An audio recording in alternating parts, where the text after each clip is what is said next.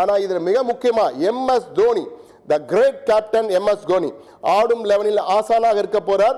தோனியை பத்தி ஒரு நல்ல தகவல், ஒரு ஆச்சரியமான தகவல் நீங்க தெரிஞ்சுக்கணும். ஏன்னா ஒரு வீரரை வந்து எல்லா வீரர்களும் ஏலத்தில் எடுப்பாங்க, எல்லாம் நம்ம பார்த்துருக்கோம். ஆனால் தோனியை பற்றி பலருக்கு தெரியாத ஒரு விடயம் என்னென்றால் 2008ஆம் ஆண்டு இந்த IPL போட்டிகள் தொடங்கிய போது, அதாவது 17 வருஷத்துக்கு முன்னாடி IPL போட்டி தொடங்கும் போது 2008ல் ஏலம் எடுக்கிறாங்க. அப்போ சச்சின் வந்து ஒவ்வொரு டீமுக்கும் ஒரு ஆப்ஷன் கொடுக்குறாங்க, உங்கள் டீமில் யார் யார் வேணுமோ எடுத்துக்கன்னு. சச்சினை மும்பை எடுத்துடுறாங்க, ராயல் சேலஞ்சர்ஸ் ராகுல் டிராவிட் எடுத்துடுறாங்க, கொல்கட்டா வந்து கங்குலி எடுக்கிறாங்க. அதுமாதிரி ஒவ்வொருத்தர் எடுக்கிறாங்க. சென்னைக்கு யாருமே அப்போ அந்தஸ்து, நட்சத்திர அந்தஸ்து சென்னையிலேருந்து யாரும் இல்லை.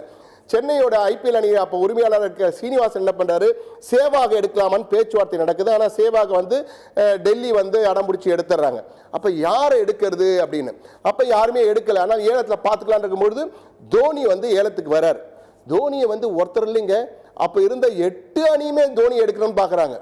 MS தோனி அப்போ கேப்டனாக சிறந்த நட்சத்திரமாக ஜொலிச்சிட்டு இருக்காரு. ஏன்னா அப்போ இன்னும் உலக கப்பில் 2008.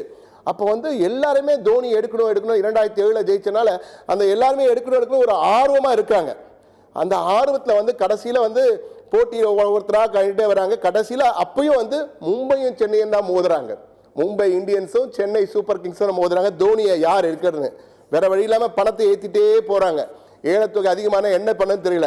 2 உரிமையாளர் சந்திச்சு போயிறாங்க. அம்பானி குரூப்பும் நம்ம IPL இந்தியா சிமெண்ட்ஸ் குரூப்பும் 2 ஓனர்களும் சந்திச்சு பேசி தோனி நாங்கள் எடுத்துக்கிறோம், நீங்கள் தான் ஆல்ரெடி சச்சினை எடுத்தாச்சு, தோனி எடுத்துக்கிறோன்னு ஒரு சமரச ஃபார்முலா பிரகாரம் தோனி சென்னைக்கு வராரு.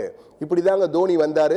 MS தோனியோட கதை, சென்னை சூப்பர் கிங்ஸில் MS தோனி வந்த கதை தான். இது நிறைய பேருக்கு தெரிஞ்சிருக்காதுன்றதுக்காக இந்த தகவலை 17 வருஷம் கழிச்சு 18வது ஆண்டு IPL தொடங்கும் போது CSKக்கும் தோனியும் எப்படி இணைஞ்சாங்க அப்படின்றதுக்காக கொடுக்குறோம். ஏன்னா தோனி சென்னைக்கு வந்த பிறகு, தோனி ஜார்க்கண்ட்ல ராஞ்சியில் பிறந்திருந்தாலும் அவர் வந்து சென்னை வந்து அவருடைய 2வது ஹோம் அப்படின்னு அவரே சொல்றாரு. என்ன 2வது வீடா நான் சென்னையை பார்க்குறேன் அப்படின்னு சொல்றாரு. அதை தவிர சென்னை தோனினாலே சென்னைனாலே சென்னை சூப்பர் கிங்ஸ்னாலே தோனின்ற மாதிரி ஆயிடுச்சு. சென்னை சூப்பர் கிங்ஸோட ஹார்ட் பீட், இதய துடிப்பு தல தோனி. அதை நான் சொல்லுங்க, சென்னை ரசிகர்கள் சொல்றாங்க, கிரிக்கெட் ரசிகர்கள் சொல்றாங்க, அதை மற்ற கிரிக்கெட் வீரர்களும். நேற்று பிரஸ் கான்ஃபரன்ஸ்ல பார்த்தீங்கன்னா இவர் சொல்றாரு, நம்ம மும்பை இந்தியன்ஸோட தற்காலிக கேப்டன் சூரியகுமார் யாதவ், இன்றைய போட்டியின் கேப்டன் சூரியகுமார் யாதவ் சொல்றாரு, சென்னைனாலே தோனி தான். அதுவும் தோனி விளையாடலாம் வேண்டாங்க, அந்த ட்ரெஸ்ஸிங் ரூம்ல CSK பேட்டிங் ஆடும்போது இப்படி வந்து வெளில அப்படி போவார் இல்லையா, அந்த ட்ரெஸ்ஸிங் ரூம்ல காட்டுவாங்க, வெறும் திரையில வருவார் தோனி. அதை பார்த்த உடனே அந்த அரங்கமே டெசிபிள் பார்க்கணும், 200-300 டெசிபிள் மேலே போயிடும். அந்த சத்தத்துக்காக தாங்க, அதுதாங்க தோனி. தோனினாலே எனர்ஜினாலே தோனி என்பதுதான் எல்லாருக்கும் அறிஞ்ச விஷயம். ஆனால் இன்னைக்கு நம்ம ஹரி கிட்ட இன்னொரு கேள்வியும் கேட்க போறோம். ஹரி, இன்னைக்கு சென்னை சூப்பர் கிங்ஸோட 11 தப்ப மீண்டும் பார்ப்போம்.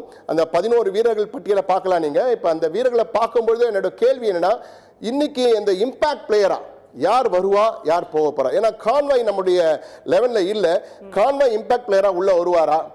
நம்மளுடைய லெவல் கிட்டத்தட்ட அப்படியே தான் இருக்கும்னு நினைக்கிறேன். கான்வே வாய்ப்பு இல்லை. அதே சமயத்தில் இவங்க இம்பாக்ட் பிளேயராக சிவம் தூபையை யூஸ் பண்ணுறதுக்கு அதிக அளவில் வாய்ப்பு இருக்குது.